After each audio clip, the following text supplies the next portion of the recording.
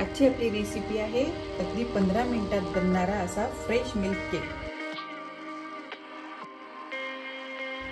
Milk cake बनवण्यासाठी मी इथे pan मध्ये अर्धा लिटर दूध घेतलेलं आहे।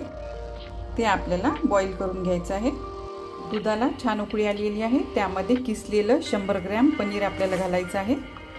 आता आपल्याला हे छान थोडं घट्ट होईपर्यंत असंच होऊ द्यायचं आहे। स्वीटनेससाठी आपण कंडेन्स मिल्क यामध्ये ॲड करूया। आपल्याला हे सारखं फिरवत राहायचं आहे म्हणजे आपलं दूध लागणार नाही। थोडीशी इलायची पावडर आपल्याला घालायची आहे। बघू शकता किती मस्त घट्ट होत आहे। अगदी पटापट बनणारी अशी ही मिठाई आहे।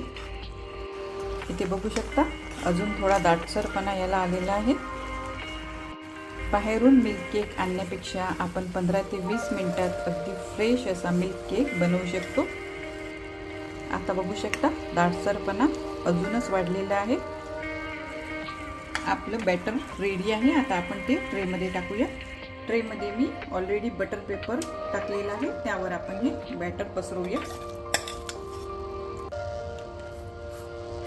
वरून थोडे पिस्ता आणि बदामचे काप आपण यावर घालूया। याला आपण थंड होऊ देऊया आणि मग याचे काप करूया। आता आपण याचे पीस कट करूया। मिल्क केकचं पीस बघा किती छान दिसते आहे।